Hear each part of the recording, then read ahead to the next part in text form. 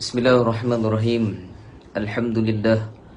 Alhamdulillah nahmaduhu wa nasta'inuhu wa nastahdihi wa nastaghfiruh wa nu'minu bihi wa natawakkalu alayhi wa na'udzu billahi min shururi anfusina wa min sayyiati a'malina. May yahdihillahu fala mudilla lahu wa may yudlilhu fala hadiya lahu. Nashhadu an la ilaha illallah wahdahu la sharika lahu. ونشهد أن سيدنا ونبينا ومولانا وحبيبنا وطبيبنا وإمامنا محمدا عبده ورسوله لا نبي بعده. اللهم صل وسلم على نور الأنوار وسير الأسرار وترياك الأغيار ومفتاح باب اليسار سيدنا ومولانا محمدا المختار وآله أطهار وأصحابه الأغيار عدد نعم الله وإفضاله. فقال سبحانك لا علم لنا إلا ما علمتنا إنك أنت العليم الحكيم. فقال رب اشرح لي صدري ويسر لي أمري واحلل عقدة من لساني يفقه قولي. اللهم اغفر لنا ما قدمنا وما أخرنا وما أصرنا وما أعلنا وما أسرفنا وما أنت أعلم به منا. أنت مقدم وأنت مؤخر لا إله إلا أنت يا مقلب القلوب ثبت قلوبنا على دينك وعلى طاعتك سبحانك إنا كنا من الظالمين. اللهم افتح علينا فتوح العارفين وفهكنا في الدين وعلمنا في التأويل. اهدنا الصراط المستقيم صراط الذين أنعمت عليهم من النبيين والصديقين والشهداء والصالحين وحسن أولئك رفيقا يا رب العالمين. ولا حول ولا قوة إلا بالله العلي العظيم. أما بعد. Sahabul Fadilah, para alim ulama, para asatizah, dengar ke suara saya? Komen sikit. Yang saya muliakan barisan jawatan kuasa madrasah yang mungkin sedang tengok ni, dan sedang penonton, pendengar Facebook Live Madrasah Raudah. Juga saya tidak lupakan pada bunda saya yang sedang tengok secara live ni. Kami berlainan tempat. Semoga Allah Subhanahu Wa Taala menerima diri kita ini. Allah sentiasa merahmati kita. Allah panjangkan usia kita dengan kebaikan. Kemudian Allah Ta'ala berikan kesihatan yang sempurna. Semoga dengan keadaan itu mempermudahkan kita meningkatkan amal ibadat kita kepada Allah Subhanahu Wa Ta'ala. Khabar semua sihat? Alhamdulillah, setiap hari Rabu kita akan muzakarahkan ataupun memperbincangkan kitab Bidayatul Hidayah. Ni setiap hari Rabu kitab ungu ni. Ataupun kitab-kitab lain yang ada tu boleh pakailah. Bidayatul Hidayah karangan Al-Imam Al-Hujjatul Islam Al-Hujjatul Islam Abi Hamid Muhammad ibni Muhammad Al-Ghazali rahimahullahu ta'ala. Seorang ulama besar dalam bidang tasawuf, juga salah seorang daripada mujtahid di dalam mazhab Syafi'i. Kita dah sampai pada bab ataupun kita dah sampai pada muka surat 46. Dah lama dah kita berhenti kitab ni. Bukan berhenti apa, kita cuti SEM, cuti rehat PKP kan. Kemudian saya pun nak ada urusan. Kemudian kita boleh sambung balik minggu ni insya-Allah untuk kita muzakarahkan kitab ini. Dan sebelum itu tadi bersempena tadi kita berhenti azan tadi. Saya pernah sampaikan dulu doa selepas azan ini. Ada beberapa riwayat para ulama mengatakan bahawa baginda Nabi SAW mengajarkan kita selepas daripada azan dengan syarat kita menjawab azan dengan penuh tawajuh, dengan penuh fokus. Bila dilaungkan Allahu Akbar, Allahu Akbar, maka kita menjawab Allahu Akbar, Allahu Akbar. Sebelum ni dalam bab kita dah bahas dah. Ini saya ulang lagi. Kemudian selepas saja kita jawab sehinggalah habis la ilaha illallah, maka disunatkan bagi kita mengambil hadis musalsal yang saya ambil daripada almarhum Tuan Guru Al-Syekh Al-Musnid Asya, Syekh Husni Genting rahimahullahu ta'ala juga riwayat ini sampai kepada Al-Musnid Dunya. Ini pemegang sanad terbanyak dunia, Syekh Yasin Al-Fadani. Begitulah sampai pada para ulama di Makkah Al-Mukarramah, juga sampai kepada baginda Nabi sallallahu alaihi wasallam, yang mana waktu yang digalakkan untuk kita berselawat kepada baginda Nabi sallallahu alaihi wasallam, antara waktu yang afdal dan sangat digalakkan adalah selepas daripada dilaungkan azan. Habis saja la ilaha illallah, maka berselawatlah kita. Maka diajarkan para ulama dengan selawat yang bagaimana? Dijawab oleh para ulama, selawat yang paling afdal yang diriwayatkan oleh baginda Nabi adalah selawat Ibrahimiyah. Apa dia selawat Ibrahimiyah? Yakni Allahumma salli ala Sayyidina Muhammad wa ala ali Sayyidina Muhammad kama sallaita ala Sayyidina Ibrahim wa ala ali Sayyidina Ibrahim wa barik ala Sayyidina Muhammad wa ala ali Sayyidina Muhammad kama barakta ala Sayyidina Ibrahim wa ala ali Sayyidina Ibrahim fil alamin innaka Hamidun Majid. Macam pernah dengar lah selawat ni. Memang biasa kita baca pun. Yakni di tahiyat akhir kita. Maka selawat ini para ulama mengatakan melalui riwayat hadis baginda Nabi sallallahu alaihi wasallam, sabda Nabi, ini adalah selawat yang terafdal, yakni selawat yang paling utama. Maka selawat ini digunakan pada waktu yang terutama juga, yakni waktu yang afdal, yakni selepas daripada azan. Maka mereka yang selawat ini kemudian dia doa dengan doa selepas azan. Allahumma rabba hadhihi da'wati tamah was salatil qa'imah, sehinggalah innaka la tukhliful mi'ad. Kemudian dia berdoa kepada Allah Subhanahu wa ta'ala apa yang dihajatkan olehnya. Para ulama mengatakan, kata guru kami melalui hadis musalsal ini sambung kepada baginda Nabi sallallahu alaihi wasallam, maka doa itu akan termakbul. Dapat? Syarat dia kena dengar azan dengan sempurna. Saya dah muzakarahkan dulu. Sebagai contoh, kalau kita terdengar azan baru teringat nak jawab azan, dah sampai hayya 'alal falah, maka boleh kita ulang. Bukan ulang azan. Azan tu dah jalan dah. Ulang jawapan. Ulang bagaimana? Allahu Akbar, Allahu Akbar. Walaupun dah habis. Asyhadu alla ilaha illallah, asyhadu alla ilaha illallah, asyhadu anna Muhammadar Rasulullah, asyhadu anna Muhammadar Rasulullah, la haula wala quwwata illa billah. Sampailah habis. La ilaha illallah, maka selawat dengan selawat Ibrahimiyah. Kemudian doalah doa dengan doa hajat kita. Kemudian doa itu akan termakbul. Maka sangat digalakkan oleh kita untuk kita berdoa ketika itu. Kalau kita rasa kita berhajat lah kepada Allah Subhanahu wa ta'ala. Kalau tak rasa berhajat, tak payah amal lah perkara ini. Semua di kalangan kita berhajat kepada Allah Subhanahu wa ta'ala. Maka para ulama sebut kita kena tahu di mana waktu afdal ataupun waktu yang mudah doa kita diterima. Kadang-kadang kerana kelemahan kita, para ulama sebut disebabkan kerana kealpaan, kelemahan, dan juga kerana sombongnya kita kepada Allah Subhanahu wa ta'ala dan sombongnya kita dengan para ulama, kita tidak ambil berat. Tanda kita sombong dengan Allah, kita tak minta. Sedangkan Allah perintah dalam Quran, ud'uni astajib lakum, hendaklah kamu minta pada aku. Ud'uni, para ulama sebut dengan mufrad. Ud'uni, hanya minta pada Allah saja. Kepada aku ini nisbah pada siapa? Allah. Tidak minta selain pada Allah Subhanahu wa ta'ala. Minta bagaimana? Para ulama sebut minta dengan hajat hati kita. Maksud dia, apa yang kita hajatkan dalam hati kita ini sangat digalakkan untuk minta direct kepada Allah Subhanahu wa ta'ala. Di dalam beberapa riwayat hadis, para ulama sebut, dalam hadis Nabi sebut, hendaklah kamu minta pada Allah walaupun sepotong roti. Roti pun Nabi SAW ajar untuk kita minta dengan Allah Subhanahu wa ta'ala. Apatah lagi hajat kita yang besar-besar.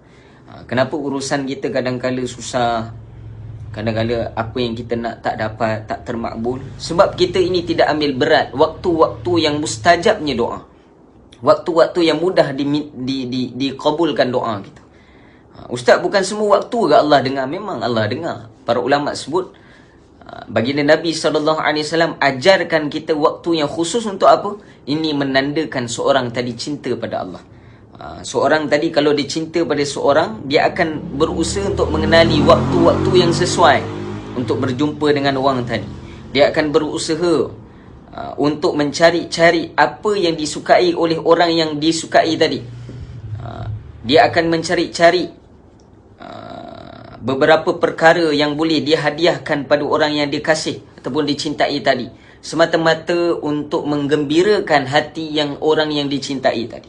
Begitulah kita dengan Allah Subhanahu wa taala.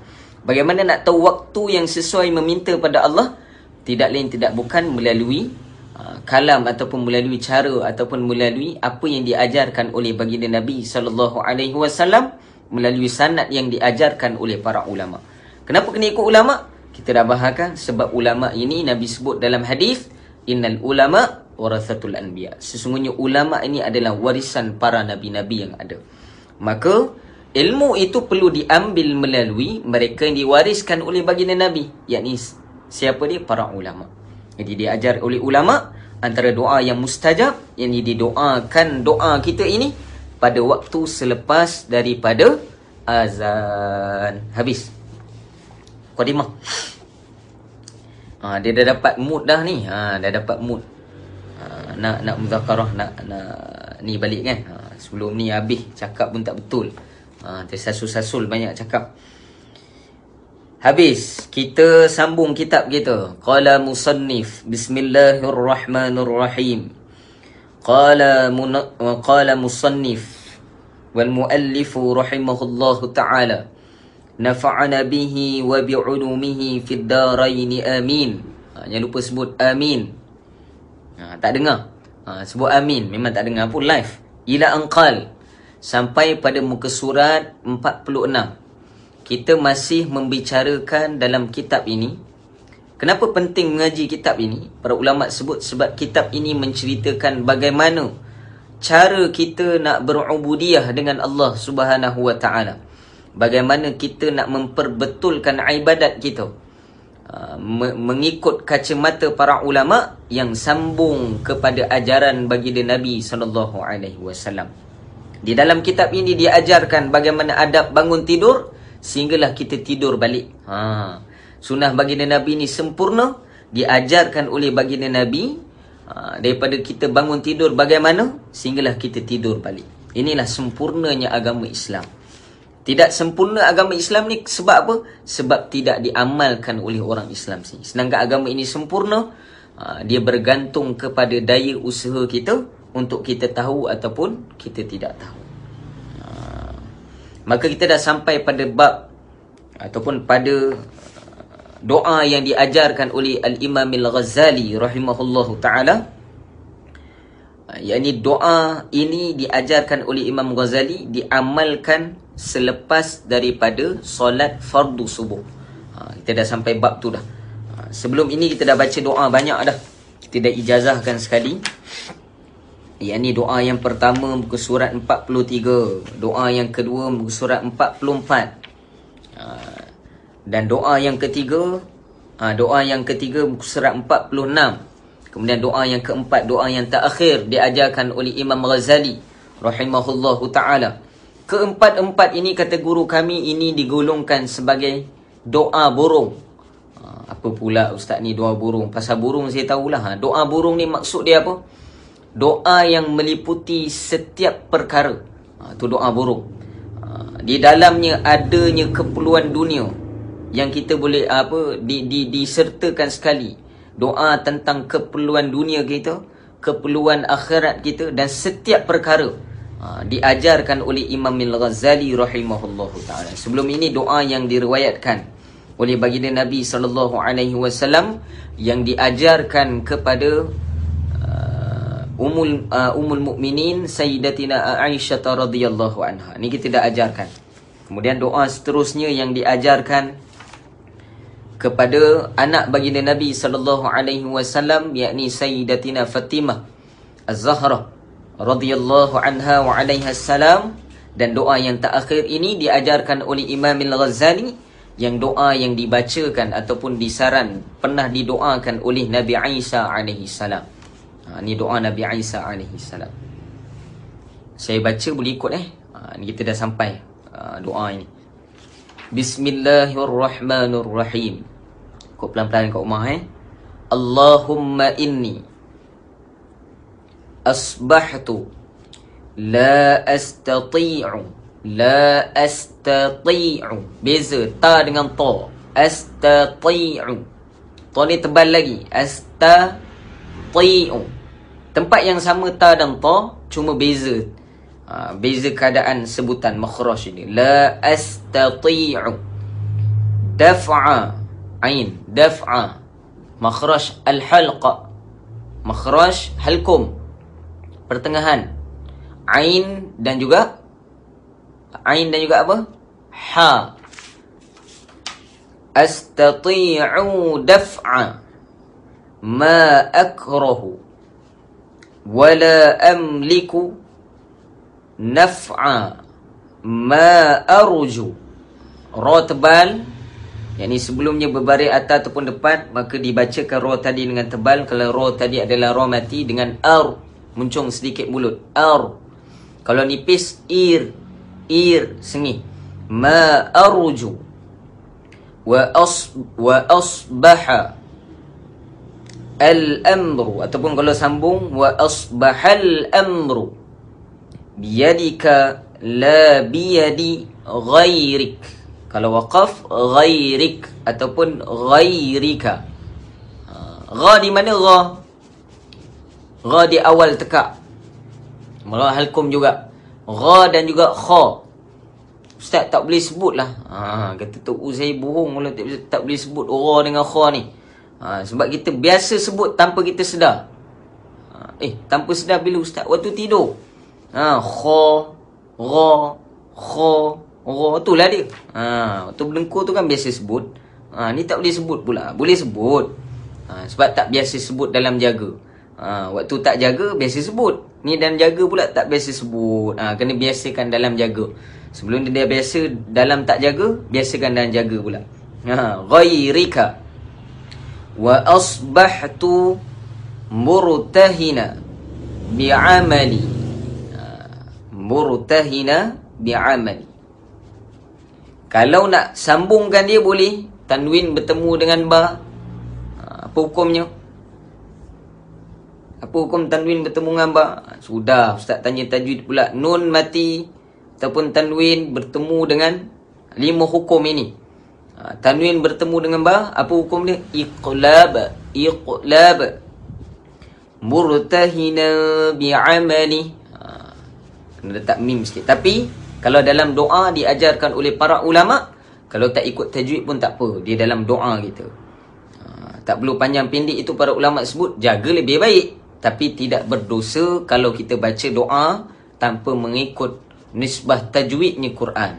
Yang wajib kita membaca dengan tajwid adalah tilawatul Quran. Tilawatul Quran. Para ulama sebut mempelajari ilmu tajwid. Kata Al-Imam Al-Ghazali rahimahullahu ta'ala dalam syarah Minhajul Abidin, kata guru kami, ilmu tajwid dalam kita belajar pun sama, budak-budak sekolah pun belajar benda ni. Mempelajari ilmu tajwid adalah fardu kifayah. Apa dia fardu kifayah? Yang mudah faham, seorang buat, yang lain tak payah. Tu fardu kifayah. Macam solat jenazah, menguruskan jenazah, para ulama sebut seorang dah buat, dah belajar, cukup. Yang lain tak payah. Tapi membaca Al-Quran dengan tajwid, hukumnya fardu ain. Fardu ain ni setiap daripada kita wajib belajar. Apa dia ilmu yang wajib belajar? Sewaktu guru kami mensyarahkan hadis Nabi talabi ilmi faridatun ala kulli muslimin wal muslimat, atau riwayat talabi ilmi faridatun ala kulli muslimin. Para ulama sebut talabi ilmi menuntut ilmu. Ilmu ini berapa yang wajib belajar? Ilmu apa yang wajib belajar? Setiap pada kita wajib belajar. Kata Imam Al-Ghazali dan Minhajul Abidin, ada 4 ilmu.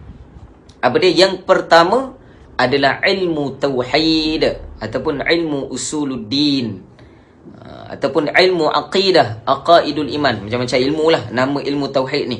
Yang ni ilmu mengenal Allah Subhanahu wa ta'ala. Kalau nisbah di tanah Melayu kita ini, ilmu aqaid, aqidah yang kita kena belajar adalah ilmu sifat 20. Mudah nak faham, orang kampung panggil sifat 20. Ataupun aqidah Asy'ariyah wal Maturidiyah. yakni ulama yang membahaskan ilmu akidah, yakni Al-Imam Abul Hasan Al-Asy'ari dan Al-Imam Abu Mansur Al-Maturidi. Ilmu tauhid ini para ulama sebut ilmu tauhid, ilmu sifat 20 ini wajib belajar. Tu yang first. Dan yang kedua, ilmu yang wajib belajar yakni ilmu fiqh, ilmu syariat ataupun ilmu Islam, yakni ilmu fiqh. Fiqh di tanah Melayu di Malaysia ini kita bersandarkan pada fiqh hanya madhab Syafi'i, Muhammad bin Idris Asy-Syafi'i. Berapa mazhab ada ustaz? 4. Semua orang tahu. Pertama, mazhab Hanafi, yakni Al-Imam Nu'man bin Thabit, Imam Abu Hanifah. Yang kedua, mazhab Maliki, Al-Imam Malik ibni Anas. Yang ketiga, Imam Syafi'i, Muhammad bin Idris Asy-Syafi'i. Dan yang keempat, mazhabnya Hanbali, yakni Al-Imam Ahmad ibnu Hanbal. Yang menjadi dominan di tanah Melayu ini yang kita amalkan adalah mazhab Syafi'i. Maka fiqh kita kebanyakannya, bukan kebanyakan, boleh kata keseluruhan yang diamalkan di tanah Melayu ini adalah mazhab Syafi'i. Dapat? Maka fiqh kita adalah fiqh mazhab Syafi'i. Dan yang ketiga, ilmu tasawuf, ataupun dinamakan dengan ilmu tazkiyatun nafs. Tazkiyatun nafs, yakni ilmu penyuci hati kita, penyuci diri kita.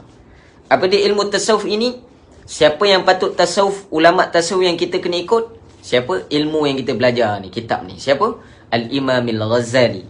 Menisbahkan sanad ilmunya sampai kepada Al-Imam Junaid Baghdadi, sampailah kepada Rasulullah sallallahu alaihi wasallam. Di tanah Melayu, ni saya cerita ni akta benda ni. Kita kena akidah kita, akidah Asy'ariyah. Mazhab kita, mazhab 4 mazhab, khusus di tanah Melayu dengan mazhab Syafi'i. Dan yang ketiga, tasawuf kita kena mengikut pandangan Imam Ghazali ataupun pandangan Al-Imam Junaid Baghdadi. Ni boleh lihat. Mereka yang ambil tauliah mengajar pun, dia kena mengajar berdasarkan 3 ilmu ini, berlandaskan Ahlus Sunnah wal Jamaah. Ahlus Sunnah wal Jamaah apa? 3 ni lah.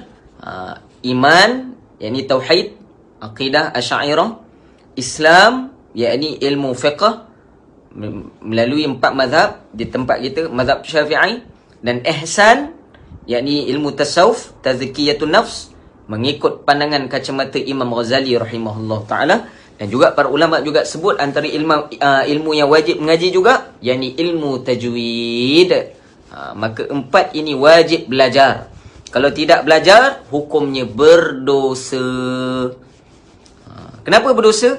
Sebab wajib bagi kita setiap mukallaf, yakni taklif, terbeban ataupun dipertanggungjawabkan setiap umat Islam yang akan baligh, wajib belajar ilmu ini. Bukan saja belajar, akan tapi kena faham dan diamalkan dalam kehidupan kita. Jelas? Habis. Kita sambung Fala faqira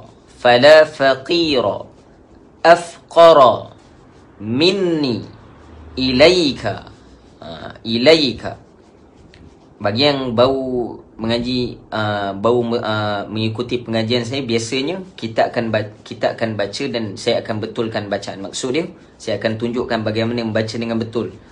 Kalau kita bertalaki lah di madrasah, tapi ni sebab live kan tak nampak, tak dengar suara, tak apalah, saya baca seorang, ramai-ramai ikut kat rumah je lah. Boleh semua Wala ghaniyya aghna minka anni Allahumma la tushmit. Ustaz, kena ada ta tu, hamas kena ada. Sebab kalau ikut talaki Quran yang saya ambil pada para masyayikh kita, sampai sanadnya kepada Rasulullah sallallahu alaihi wasallam, antara yang dibaca oleh Al-Imam An-Asim daripada Imam Al-Hafz, mengatakan bahawa ta ini antara riwayat yang kami ambil perlu dengan hamas, yakni perlu mengeluarkan sedikit angin. La tushmit, keluar angin sikit. Allahumma hdina fi man hadait, kena keluar ta, keluar sikit. Wala tushmit bi uduwi, wala tushmit bi aduwi, ولا تسؤ بي صديقي ولا تجعل مصيبتي في ديني ولا تجعل الدنيا أكبر همي ولا مبلغ علمي. Ba ini antara huruf-huruf qalqalah. Qalqalah ada 5 kan? Salah satu hurufnya adalah ba. Maka kalau huruf ba ini mati berada pada pertengahan ayat, maka kalau ikut tajwid, dia tergolong dalam qalqalah sughra. Qalqalah sughra ni lantunan yang ringan ataupun lantunan yang kecil. Qalqalah ada 3. Pertama qalqalah sughra, qalqalah kubra, dan yang ketiga qalqalah akbar. Ataupun ada pandangan kata qalqalah sughra, qalqalah wusta, qalqalah akbar, ataupun kubra. Mana-mana boleh lah. Jangan bergaduh lah. Nama-nama ni jangan bergaduh. Ni sikit dah bergaduh. Saya belajar macam ni ustaz. Tak kisahlah. Yang penting cara baca sama cukup. Ini nama pun kita nak gaduh kadang-kadang. Tak perlu gaduh. Para ulama sebut yang penting amalan itu tepat. Maka kalau sughra yang berada pada pertengahan ayat, maka para ulama sebut perlu nipis saja, tak perlu tebal. Tak perlu baca mab, tak perlu. Sikit je mablagu. Lalukan saja mablagha. Macam kul huwallahu ahad, Allahus samad. Samad di belakang qalqalah kubra adalah yang berada huruf-huruf qalqalah yang berada di akhir ayat. Allahus samad lam yalid wa lam yulad. Lam yalid sikit je, lam yalid wa lam yulad. Buat ada beza. Ni tak ada beza. Lam yalid wa lam yulad. Mana sughra, mana kubra. Kena ada beza. Lam yalid wa lam yulad. Itu tajwid yang betul. Wala mablagha ilmi wala tusallit. Sikit je. Ta pun termasuk dalam qalqalah. Wala tusallit alayya bidhanbi man la yarhamuni. Habis doa. Ni doa Nabi Isa alaihi salam. Saya dah sebut dulu dah, pengajian kita ini, sanad yang saya ambil ini, maka setiap bacaan yang saya baca kemudian didengari oleh jemaah ataupun penonton, maka sebaiknya ikut guru baca. Maka para ulama sebut itu pun dikira sebagai sama dan ijazah. Yang ni mendengar kemudian diijazahkan. Sebaik-baiknya kita mengikuti bacaan guru itu sama dengan kita. Kalau nak baca sendiri pun boleh. Cuma para ulama sebut keberkatan itu kurang. Sebab tu ilmu ini, ilmu Islam, para ulama sebut kena berguru. Ad-dinul amanah. Agama ini amanah. Amanah ini para ulama sebut, kata Nabi SAW, kena lihat daripada mana amanah ini diambil. Maka guru tadi sampai tak ilmunya kepada Rasulullah SAW, kena titik beratkan. Dinamakan sanad dalam ilmu. Dapat? Habis doa tadi. Artinya, ni tak ikut. Ya Allah, sesungguhnya jadilah aku tidak dapat menolak apa-apa yang aku membenci akan dia. Ya Allah, sesungguhnya jadilah aku tidak dapat menolak apa-apa yang aku membenci akan dia, dan aku tidak memiliki kemanfaatan ataupun kebaikan daripada apa yang aku harapkan. Ini tauhid lah ni. Ya Allah, sesungguhnya jadilah aku tidak dapat menolak apa-apa yang aku membenci akan dia. Ni tauhid. Setiap benda yang ditakdirkan oleh Allah, walaupun kita benci perkara tadi. Kenapa kita benci? Sebab kita tak faham apa yang ditakdir oleh Allah. Apa hikmah di sebalik takdir Allah Subhanahu wa ta'ala. Orang mengaji tauhid dia tahu dah beza qada dan qadar. Sifat 20 dah bahas dah bab ni. Berilmunya Allah Subhanahu wa ta'ala. Salah satu sifat wajib. Ni wajibuli, bukan wajibu ala. Ni bagi orang mengaji tauhid dia tahu wajibuli dengan wajibu ala. Wajib untuk dengan wajib atas lain. Beza. Bukan kita mewajibkan Allah dengan sifat ini, tidak. Tapi wajib bagi kita menthabitkan, menetapkan Tuhan itu bagaimana. Antara sifat ketuhanan, sifat ma'aninya Allah Ta'ala, yakni sifat ilmu. Ilmun. Maka para ulama sebut termasuk dalam bidang ilmun ini, bahas panjanglah, bab ta'aluk. Yakni adanya ta'aluk berkaitan dengan takdir. Maka takdir yang dijadikan kepada kita, walaupun pada kaca mata kita itu buruk, hakikatnya pada Allah itu baik. Sebab kita tak faham, sebab jangkauan akal kita ini pendek. Kita tak faham apa yang ditakdir oleh Allah yang sebenar-benarnya untuk itu. Sebagai contoh, mungkin di kalangan kita ini, kita dah banyak pengalaman yang berlaku pada diri kita. Kadang-kadang kita lihat benda tadi buruk bagi kita, tapi selepas 20 tahun selepas itu baru kita tu, oh ada hikmah yang Allah takdirkan. Saya pernah cerita dulu kan, ada cerita kisah para ulama dulu. Dikisahkan oleh para ulama di dalam kitab-kitab. Para ulama ceritakan tentang seorang penasihat raja. Penasihat raja ataupun Perdana Menteri raja. Yang mana amalan Perdana Menteri ini sentiasa syukur kepada Allah Subhanahu Wa Taala. Apa syukur? Sentiasa mengucapkan Alhamdulillah. Apa saja berlaku dia sebut Alhamdulillah. Apa pun dia buat Alhamdulillah. Habis je Alhamdulillah. Alhamdulillah. Dia rengkakan kisah, ni kalau ingat lagi lah. Dia rengkakan kisah, satu hari raja ni potong buah. Potong buah, terpotong jari dia, putus separuh. Bukan separuh, satu ruas ni terpotong. Hilang satu ruas ni. Panggil lah Perdana Menteri ni.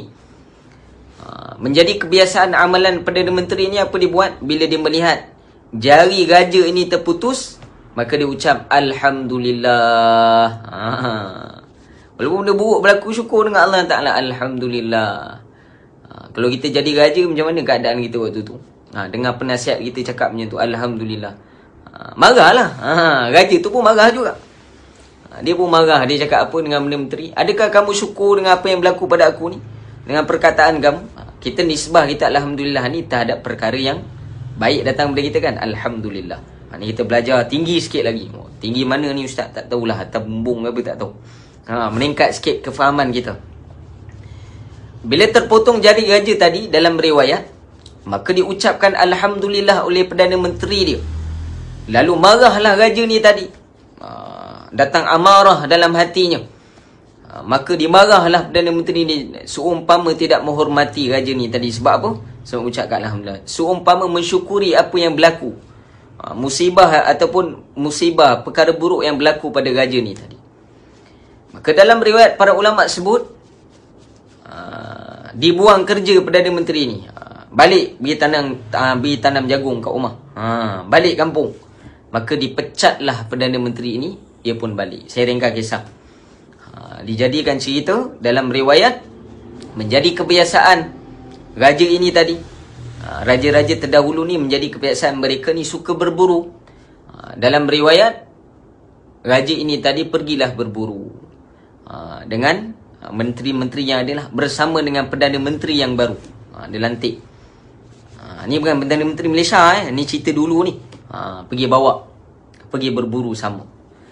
Dikisahkan oleh para ulama, kata guru kami, sampai sahaja di dalam hutan tadi berburu, sedang berburu, punya seronok berburu, kemudian mereka ini telah ditangkap oleh kelompok orang-orang yang berada di dalam hutan. Ataupun kita lebih mudah, yang kita faham orang asli di dalam hutan.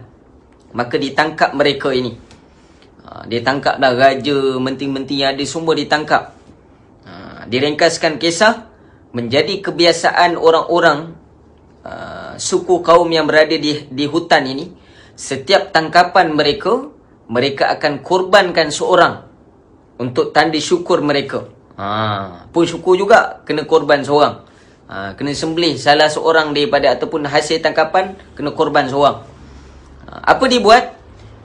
Ketua suku ni dia akan cari bagaimana nak korbankan, bagaimana nak lakukan ritual ini. Mereka akan korbankan, mereka akan cari mangsa yang mereka tangkap ini, dan cari orang yang paling perfect ketika itu, paling sempurna.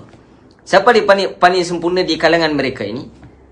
Sudah tentulah raja kan. Raja lah paling sempurna. Pada zahir pakaiannya, pada sudut, yelah, serba-serbi raja sempurna lah. Maka para ulama sebut, di dalam riwayat ketika diangkat ataupun diambilnya raja ni tadi untuk dilakukan ritual, yakni untuk dilakukan penyembelihan ataupun untuk korbankan raja ini, maka dicek-cek, tengok jari tak ada, satu ruas tak ada. Para ulama sebut, kata guru kami, ketika itulah Allah ilhamkan pada hati si raja tadi. Hikmah kerana apa disebutkan perkataan Alhamdulillah oleh Perdana Menteri lama dia. Allahu Akbar. Dia fikir. Kemudian kerana satu ruah tadi tak ada, tak jadilah nak korban sebab tak cacat. Raja ni digolongkan sebagai cacat, tak sempurna.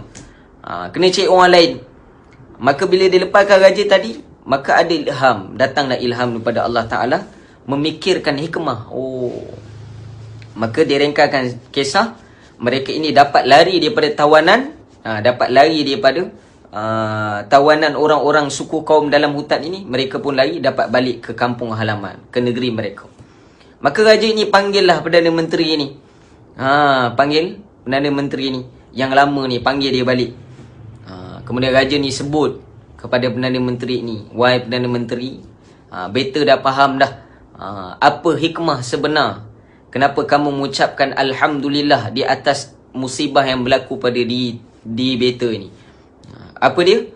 Kerana hilang satu ruas daripada jari beta ini, dengan berkat kamu ucap mensyukuri atas nikmat, walaupun nampak musibah tapi sebenarnya nikmat. Apa nikmat dia? Kerana hilang satu ruas daripada jari tadi, beta terselamat, nyawa beta daripada dikorbankan oleh suku kaum dalam hutan ni tadi. Cuma beta nak tanya pada kamu, wahai Perdana Menteri. Ni dah ada orang dengar dah kisah ni kan. Apabila beta memecat kamu ini, kamu juga mengucapkan Alhamdulillah. Saya tak sebut tadi. Bila dipecat saja Perdana Menteri ni tadi kerana kesalahan dia mengucapkan Alhamdulillah melihat musibah yang berlaku pada raja tadi. Bila dipecat, dia pun ucap Alhamdulillah, kena pecat. Lepas ni boleh amal lah. Kena berhenti kerja PKP ni, ucaplah Alhamdulillah. Wah, Ustaz. Seronok Ustaz cakap kan. Belajar syukur dengan Allah Subhanahu Wa Ta'ala. Kita tak tahu apa hikmah yang Allah Ta'ala letakkan pada kita. Ni nak belajar waktu ini. Para ulama sebut ketika itu, dia tanyalah pada Perdana Menteri yang lama ni lah, apa hikmah? Beta tak dapat baca lagi, apa hikmah? Kamu dipecat oleh beta, kamu ucap juga Alhamdulillah. Tanda syukur kamu walaupun dipecat. Maka dalam riwayat, para ulama sebut, Perdana Menteri ni jawab pada raja, dia cakap apa? Wahai raja, apabila tuanku memecat Patik, inilah syukur yang paling tinggi sekali. Sebab apa? Kalaulah Patik ketika itu tidak dipecat oleh tuanku, maka Patik pun ikut sekali tuanku pergi berburu. Maka orang kedua yang paling sempurna selepas raja siapa? Cuba jawab kat rumah. Tak apa, tak dengar. Orang kedua paling sempurna siapa? Perdana Menteri. Maka dalam riwayat mengatakan, Perdana Menteri yang baru kena korban. Maka kata Perdana Menteri yang lama ni, kata itulah syukur yang paling besar. Kalaulah beta Patik ketika itu tidak dipecat oleh tuanku ketika itu, saya Patiklah yang akan dikorbankan. Sebab yang kedua selepas sempurnanya siapa? Perdana Menteri lah selepas raja. Maka itulah syukur yang paling besar. Ustaz, ni riwayat pada mana Ustaz? Ni kita para ulama. Yang paling besar yang kita nak ambil apa? Ibrah, pengajaran. Moral story daripada kisah ini. Apa dia? Setiap perkara yang ditakdirkan oleh Allah Subhanahu Wa Ta'ala, semuanya mendatangkan hikmah. Maka yang kita perlu belajar apa dia? Belajarlah bersyukur kepada Allah Subhanahu Wa Ta'ala. Juga doa ini diajarkan oleh Nabi Isa alaihi salam melalui sanad yang dibawa oleh Al-Imam Ghazali rahimahullahu ta'ala, mengatakan bahawa Nabi Isa alaihi salam berdoa, ya Allah, sesungguhnya Jadilah aku tidak dapat menolak apa-apa yang aku benci akan dia. Maksudnya apa yang ditakdirkan oleh Allah Ta'ala terhadap kita dan kita benci tak suka perkara tadi. Kadang-kala ada hikmah di sebalik apa yang ditakdirkan. Ni kita nak belajar. Dapat semua Harap fahamlah insya-Allah. Dan aku tidak memiliki kemanfaatan, kebaikan daripada apa yang aku harapkan. Maksudnya kebaikan itu para ulama sebut yang kita harapkan, kita tak dapat tahu lagi apa yang kita harapkan itu menjadi kebaikan bagi kita ataupun kemudaratan. Ni hakikat sebenarnya tauhid lah ni. Akidah yang sebenar. Meyakini bahawa kadang-kala apa yang kita minta dan kita harapkan tadi tak semestinya menjadi kebaikan bagi kita. Kadang-kadang menjadi kemudaratan bagi kita. Ni yang kita nak faham. Ramai kawan-kawan saya tengok ni. Alhamdulillah. Terima kasih. Kemudian, dan jadilah segala urusanku di tanganmu. Maksud di tanganmu ini perlu takwil. Kalau dalam akidah Asy'ariyah wal Maturidiyah, perlu takwil ayat yang mutasyabihat. Mereka yang mengaji ulumul Quran, kita akan belajar pada bab menyatakan ayat-ayat mutasyabihat dan ayat-ayat muhkamat. Mutasyabihat yakni ayat-ayat yang samar-samar. Dan yang kedua ayat-ayat yang muhkamat, yang jelas. Maka di dalam doa ini adanya ayat yang mutasyabihat, yakni ayat yang samar-samar. Adakah Allah bertangan? Tidak. Laisa kamitsli syai'. Allah ini tidak bertangan. Apa yang dimaksudkan pada tangan ini? Dan jadilah segala urusanku di dalam kekuasaanmu. Tangan bermaksud apa? Kekuasaannya Allah Subhanahu wa taala. Bukan di tangan orang lain. Bukan di dalam kekuasaan orang lain. Dan jadilah aku terikat dengan amalanku sendiri. Maksud terikat dengan amalanku sendiri ni apa? Jangan disebabkan kerana khianatnya orang lain menyebabkan adanya benda yang tak baik berlaku pada kita. Biarlah apa yang dijalankan oleh diri kita sendiri, itulah yang ditakdirkan oleh Allah Subhanahu wa taala. Dapat semua ni doa hakikat ni. Nak bahas panjang juga ni. Kita beri sekali lalu saja. Dan maka tidak ada orang yang fakir. Fakir ini bermaksud apa? Yang miskin, yang susah. Yang lebih fakir daripadaku. Yang lebih fakir daripadaku. Bertepatan doa yang diajar oleh Nabi sallallahu alaihi wasallam.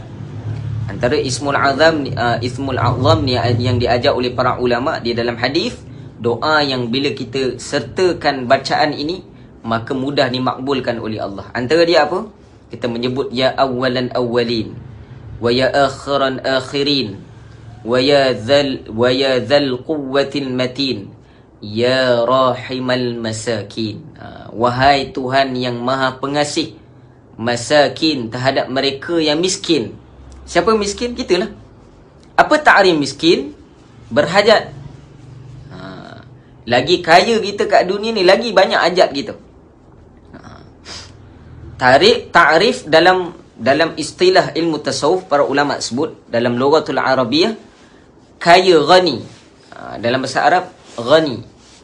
Kalau miskin fakir, ataupun miskin lah, susah. Ghani yang sebenar kalau mengikut ta'rif ilmu tasawuf, apa maksud ghani? Ghani ni yang kaya. Apa maksud yang kaya? Yang kaya ini tidak berhajat. Mana ada dalam dunia yang tak berhajat selain pada Allah Ta'ala? Semua pada kita berhajat. Sebab tu kalau kita kaya, kita tak boleh cakap kita ni terkaya, tak boleh. Sebab lagi kaya kita dengan harta benda, lagi banyak hajat kita pada perkara tersebut. Maka kita tergolong dalam kelompok miskin di sisi Allah Ta'ala juga. Sebab apa? Kita masih berhajat kepada selain pada kita. Walaupun kita kaya, kita berhajat pada rumah untuk kita tinggal. Kita berhajat pada kursi untuk kita duduk. Kita berhajat pada air untuk kita minum. Kita hajat pada makanan untuk kita makan ketika kita lapar. Kita berhajat pada ubat ketika kita sakit. Para ulama sebut ini semua sifat fuqara, yakni sifat mereka yang fakir di sisi Allah Subhanahu wa taala. Kita ni fakir di sisi Allah. Tidak ada orang yang kaya di sisi Allah. Yang kita nak pegang. Yang kaya hanya Allah. Sebab tu Allah sebut, wa ana ghani wa antum fuqara. dan akulah yang kaya dan kamu semua fakir, kamu ini miskin. Itulah Allah Subhanahu wa ta'ala. Dan Nabi Isa alaihi salam, para ulama sebut antara tanda keimanan mengaku kefakiran kita di sisi Allah Subhanahu wa ta'ala. Antara dalam bait doa ataupun dalam lafaz doa yang digalakkan oleh para ulama, menyertakan kelemahan kita. Ya Allah, sungguhnya aku ni fakir, aku ini lemah, aku ini berhajat, aku ini jahil, aku ini tidak pandai, wahai Allah. Maka Allah suka kita ni merendahkan diri kita. Sebab tu Nabi sebut dalam hadis, man tawadha'an lillah man tawadha'an lillah rafa'ahu Allah. Barang siapa yang bertawadhu', merendahkan diri di hadapan Allah Subhanahu wa ta'ala, rafa'ahu Allah, maka Allah akan meninggikan dia.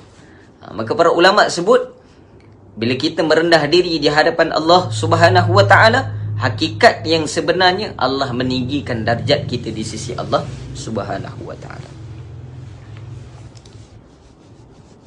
Dan tidak orang yang kaya yang lebih kaya daripada engkau. Ya Allah, janganlah engkau sukakan akan musuhku, dan janganlah engkau jahatkan akan kawan. Ni pun doa yang baik diamalkan oleh kita. Musuh kita tak tahu siapa. Yang jelas Allah sebut dalam Quran surah Yasin, siapa dia?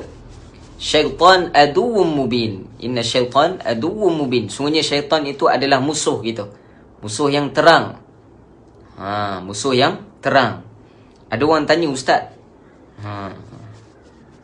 saya pernah kena tanyalah kat rumah saya ni, aduwwum mubin. Allah sebut dalam Quran, sungguhnya syaitan ni terang. Kenapa kita tak nampak terang? Sebab tu ilmu Quran ni kena belajar. Bukan tafsir ikut akal kita. Sebab kita ni tak pandai, kena mengaku tak pandai. Serahkan urusan ni pada para ulama, jangan tafsir ikut akal kita. Sebab kita ni lemah. Orang yang nak menafsir Al-Quran, para ulama sebut, kata Syekh Zakaria Akan-Dahlawi rahimahullahu ta'ala, Syekhul Hadis, dalam kitab Fadailul A'mal, juga dalam bab pada menyatakan Fadailul Quran, mereka yang nak menafsir Al-Quran, paling kurang ilmu yang perlu dia mahir 15 ke 20 cabang ilmu. Saya belajar dulu dalam kitab Ulumul Quran, mereka yang nak tafsir ayat Quran, bila nak tafsir aduwwum mubin, musuh yang terang. Mubin itu dengan maksud terang, tu terjemahan terang. Bila nak cerita terang tadi, itu tak termasuk dalam ilmu tafsir. Maka tafsir perlulah merujuk pada ulama-ulama tafsir, mufassirin. Tak boleh kita tafsir ikut akal kita. Yang dimaksudkan oleh terang ini, menurut pandangan, saya kutip daripada pandangan Al-Imam Fakhruddin Ar-Razi, yakni di dalam kitab Mafatihul Ghaib, yakni bab pada menyatakan, yakni di dalam ayat-ayat yang menceritakan tentang mubin. Juga dalam tafsir Jalalain, ulama kata guru kami, mubin di sini dengan makna apa? Terang yang telah diutarakan oleh Allah. So, dia terang tadi yang diceritakan oleh Allah Ta'ala. Allah yang bagi tahu dia adalah musuh yang nyata bagi kamu. Musuh yang nyata yang wajib kamu perangi. Syaitan dengan makna di sini apa? Kehendak yang buruk ataupun nafsu yang buruk yang mengajakkan kamu kepada keburukan, maka itulah wajib kamu perangi. Kamu musuhi perkara-perkara yang buruk ini. Apa dia perkara buruk? Juga diterangkan oleh Allah Ta'ala. Al-halalun mubayyinun, al-haramun mubayyinun. Kena belajarlah. Ni nak ambil sikit-sikit tafsir ikut akal kita. Yang main-main tafsir tak kena, para ulama sebut boleh membuahkan hasilnya di neraka. Nabi sebut dalam hadis, man kadzaba alayya muta'ammidan, atau riwayah man kadzaba alayya falyatabawwa maq'adahu minan nar. Barang siapa yang berbohong atas nama baginda Nabi SAW, ni berbohong atas nama Nabi, falyatabawwa maq'adahu minan nar, maka dia telah menempah satu pintu daripada neraka Allah. Kata guru kami, kalau dah ada nama kat pintu, agak-agak masuk ke tak? InsyaAllah lah masuk. Tapi baiknya Allah Ta'ala ini, Allah boleh letak nama je, masih boleh padam lagi. Kata guru kami, masih boleh padam lagi, dengan syarat taubat. Tu berbohong atas nama Nabi ataupun berbohong atas kalam Nabi. Bohong dengan dua makna. Jangan tafsir dengan bohong dengan satu makna. Apa dia dua makna? Yang pertama, berbohong apa yang Nabi cakap. Apa yang Nabi tak cakap, dia kata Nabi cakap. Itu berbohong satu dengan makna yang pertama. Makna yang kedua, apa yang Nabi cakap, dia kata Nabi tak cakap. Itu pun berbohong juga atas kalam Nabi SAW. Nabi sebut, فَلَتَّبَوَأْ مَقْعَدَهُ مِنَ النَّارِ. Dia telah menempah satu pintu daripada pintu-pintu neraka Allah Subhanahu wa ta'ala. Ni berbohong pada Nabi. Kalau berbohong atas kalam Allah, bagaimana? Jadi tak boleh suka-suka kita tafsir ikut akal kita. Sebab tu kena ikut panduan para ulama. Jelas? Maka para ulama sebut di sini, maka syaitan antara musuh yang nyata bagi kita, maka wajib kita perangi. Kita tahu sifat syaitan mengajak kita kepada ke arah keburukan, ke arah kemaksiatan. Secara umum kita tahu apa itu maksiat, apa itu taat, maka kita taat. Kita mengikuti jalan taat yang diajarkan oleh Rasulullah, dan kita tinggalkan jalan maksiat yang diajarkan oleh syaitan, la'natullahi alaih. Maka antara musuh yang nyata bagi kita siapa? Syaitan. Juga para ulama sebut di sini pada menafsirkan, kata guru kami, musuh di sini juga didatangkan bagi mereka yang berkhianat kepada kita. Berkhianat kepada kita. Siapa? Termasuklah kelompok jin dan manusia. Kelompok jin yang nak khianat bagi kita, nak ganggu, maka kita akan terlindung dengan berkat membacakan doa ini. Dia juga bagi manusia yang ada khianat pada kita, ada iri hati pada kita, ada hasad pada kita, yang kita tidak tahu, tak boleh tuduh orang sebab kita tak tahu. Maka para ulama sebut, terlindungnya kita daripada khianat mereka ini, kelakuan buruk mereka ini terhadap kita, dengan berkat bacaan doa ini. Dapat? Dan janganlah engkau jahatkan akan kawanku. Maksud dia, menjadikan setiap orang yang rapat dengan kita pula tak suka pada kita. Jangan sukakan musuh ini. Maksud dia apa? Jangan menjadikan musuh ini sebagai mereka yang suka apa yang berlaku pada kita, perkara buruk. Dan apa yang mereka niatkan buruk pada kita terjadi, jangan sukakan dengan apa yang diniatkan oleh musuh kami. Dan juga jangan jadikan jangan, dari riwayat sebut tadi apa? Dan jangan engkau jahatkan akan kawanku. Maksud jahatkan akan kawanku ni apa? Jangan orang yang rapat dengan kita ini menjadi mereka yang tidak rapat lagi dengan kita. Ataupun jangan jahatkan kawan kita ni, maksud dia, jangan datangkan di kelompok sahabat kita ini mereka yang iri hati dengan kita. Biarlah mereka ini baik dengan kita. Jangan jahatkan sifat mereka. Doa ini sangat baik diamalkan. Kemudian, ni secara umum saya syarahkan. Dan janganlah engkau jadikan musibahku pada agamaku. Janganlah engkau jadikan musibahku pada agamaku. Maksud musibah di sini, jangan jadikan keburukan yang apa-apa yang berlaku pada diriku ini yang menyebabkan adanya kecacatan pada agamaku. Jangan dijadikan apa yang buruk terhadap diriku, yang ditakdirkan musibah pada diriku, menyebabkan kurang agamaku. Ni maksud dia. Bukan musibah mengurangkan agama, tidak. Tapi kadang-kala musibah yang berlaku pada kita, kadang-kala kita menyebabkan kita jauh lagi daripada Allah Subhanahu wa ta'ala. Itu yang kita takut. Sepatutnya musibah yang berlaku pada kita ini, qalu inna lillahi wa inna ilaihi raji'un. Daripada Allah kita datang dan pada Allah kita kembali. Maka para ulama sebut sepatutnya musibah yang berlaku pada kita, ataupun perkara buruk yang berlaku pada kita, maka para ulama sebut perlunya kita kembali kepada Allah Subhanahu wa ta'ala. Seperti apa yang berlaku sekarang, pandemik. Pandemik ni penyakit berjangkit yang berlaku sekarang. Ni hakikatnya bukan ujian, sebenarnya musibah bagi orang Islam sekarang.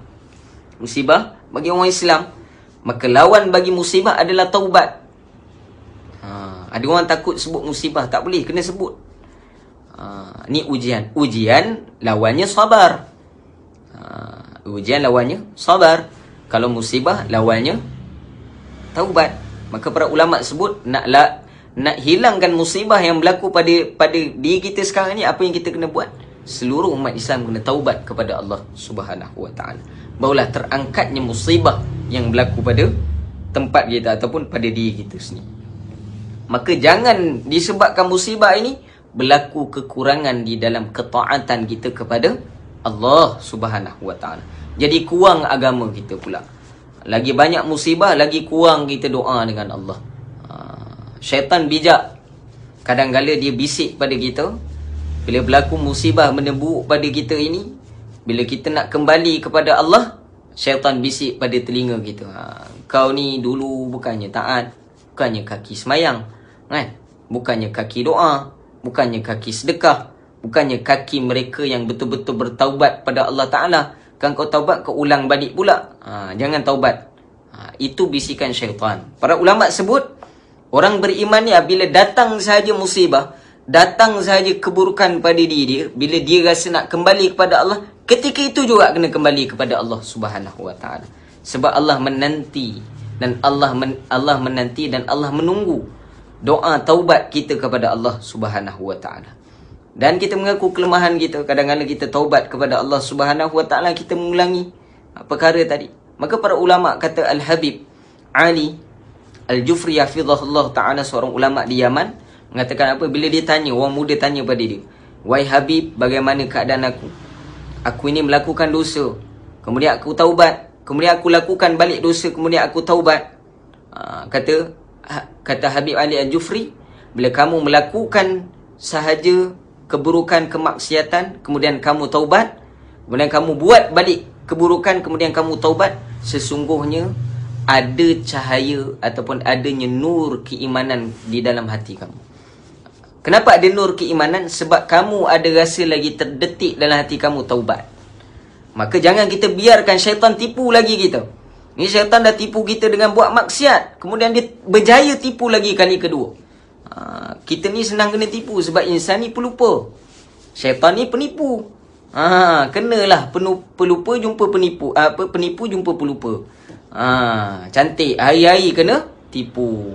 Ini dah kena tipu, pagi kena tipu. Petang dah lupa pagi tadi kena tipu.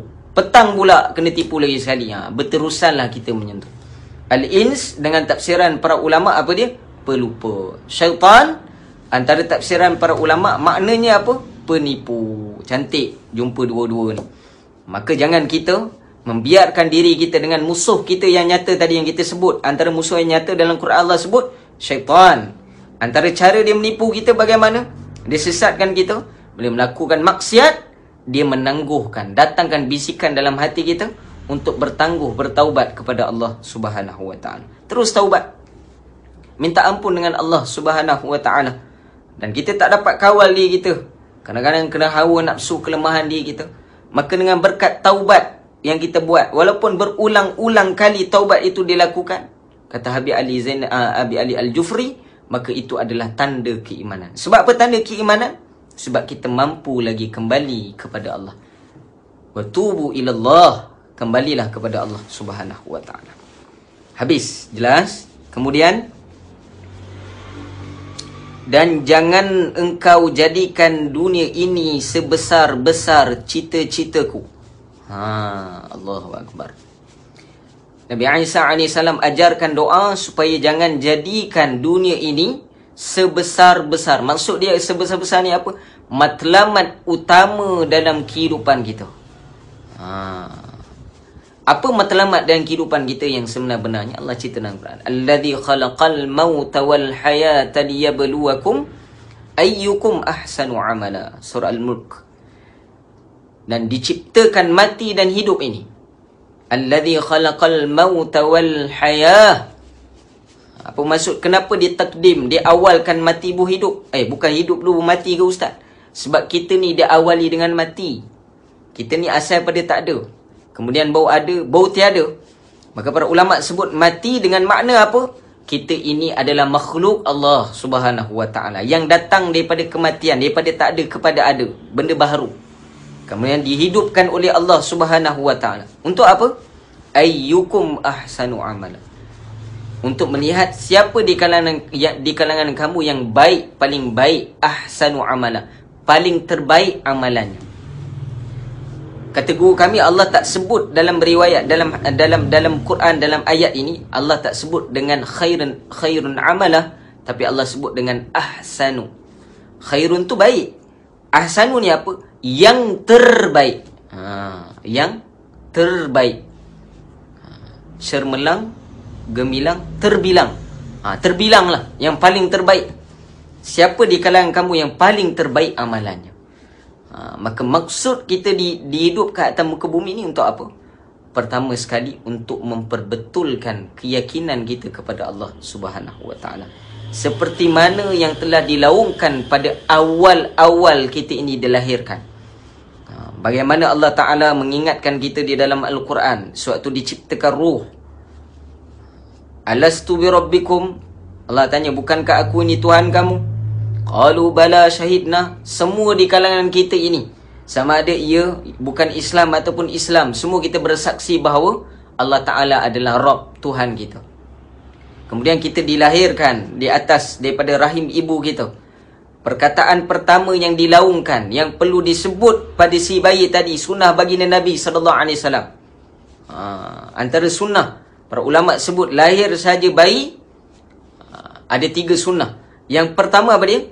Yang pertama, azankan di telinga kanannya. Kata Imam Syafi'i, azan di telinga kanannya. Kemudian yang kedua, qamat di telinga kirinya. Dan yang ketiga, kalau kamu mampu tahnikkan baby tadi. Tahnikkan baby tadi kalau mampu. Ataupun dalam riwayat lain, sunnah hanya diletakkan pada hari yang ke-7. Maka para ulama sebut, kita lihat dalam lafaz azan itu apa? Yang didahulukan Allah pada lafaz yang pertama, kemudian diakhiri juga lafaz Allah pada lafaz yang terakhir dalam kalimah azan dan juga iqamat. Dimula dengan Allahu Akbar, Allahu Akbar, Allahu Akbar, Allahu Akbar. 4 kali takbir kan? Allahu Akbar, Allahu Akbar. Sekali. Allahu Akbar, Allahu Akbar. 2 kali.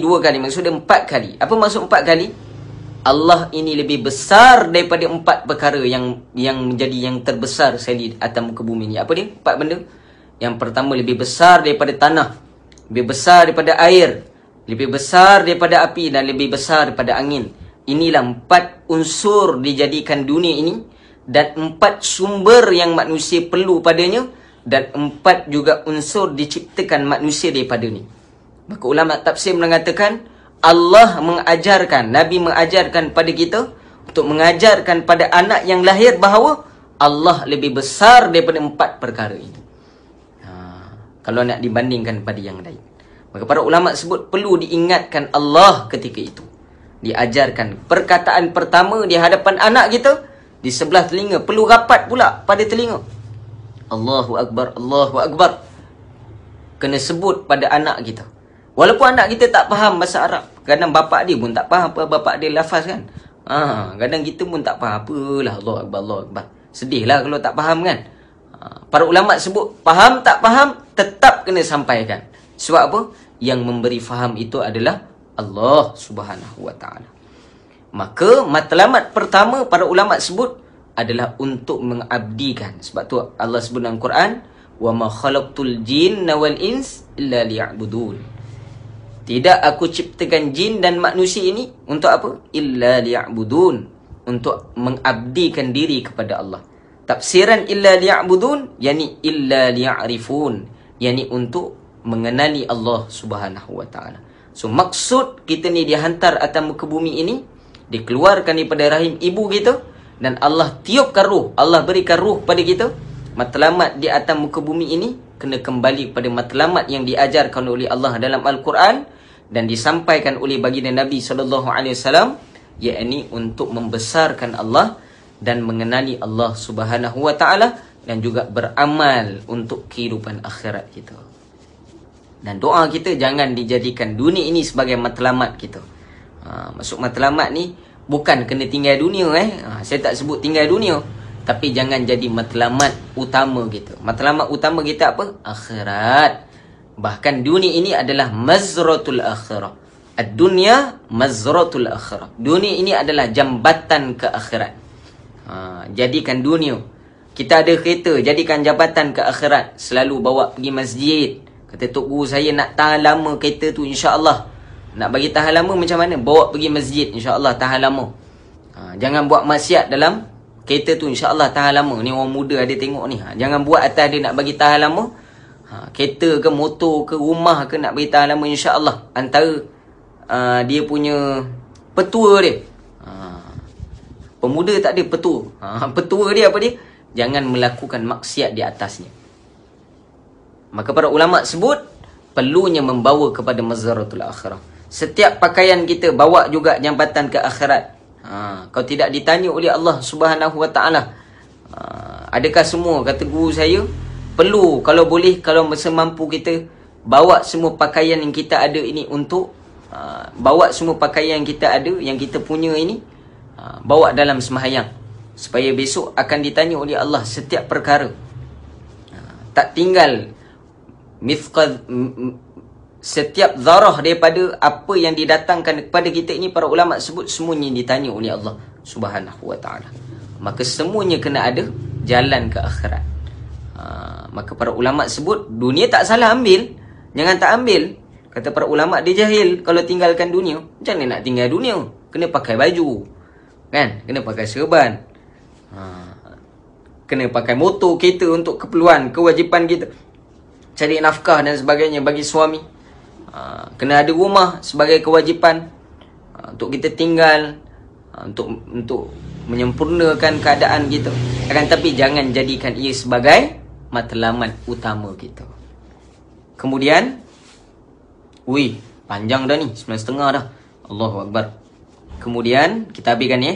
Dan jangan pula engkau jadikan dunia ini kesudahan daripada ilmuku, dan jangan engkau kuasakan ke atasku dengan sebab dosaku akan orang yang tidak menaruh belas kasihan kepadaku. Ini kita akan syarahkan datang insya-Allah. Wallahu subhanahu wa ta'ala a'lam. Sejam 10 minit dah.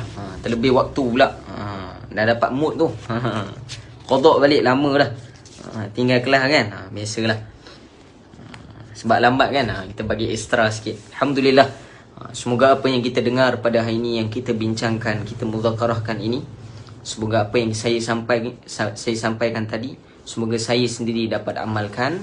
Pada mereka yang mendengar, semoga memberi kekuatan pada kita untuk kita amalkan bersama. Kita ambil iktibar dan kita sampaikan pada ahli keluarga kita, saudara mara kita, sahabat handai kita semua. Semoga sama-sama kita memperbanyakkan amal kepada Allah Subhanahu wa taala, meningkatkan keimanan kita kepada Allah Subhanahu wa taala, dan juga meningkatkan ilmu agama Allah Subhanahu wa taala di dalam diri kita, insya-Allah. Itu saja daripada saya. Semoga apa yang kita dengar ni memberi manfaat kepada kita, insya-Allah. Bismillahirrahmanirrahim. Alhamdulillahirabbil alamin, wassalatu wassalamu ala asyrafil anbiya'i wal mursalin sayyidina wa maulana Muhammadin wa ala alihi washabbihi ajma'in. Allahumma arinal haqqa haqqan warzuqna ittiba'ah, wa arinal batila batila warzuqna ijtinabah. Allahumma a'inna ala dzikrika wa syukrika wa husnal ibadatik. Allahumma rabbana atina fid dunya hasanah wa fil akhirati hasanatan wa qina adzabannar. Sallallahu ala sayyidina Muhammadin wa ala alihi washabbihi ajma'in. Alhamdulillahirabbil alamin. Yang baik semua daripada Allah Ta'ala, yang buruk pada nafsu amarah kelemahan saya. Saya mohon maaf jika terkasar bahasa, terlanjur bicara saya. Wabillahi taufiq wal hidayah. Wassalamualaikum warahmatullahi ta'ala wabarakatuh. Sama-sama insya-Allah. Kita jumpa hari Jumaat insya-Allah, kitab Aqidah. Wallahu ta'ala.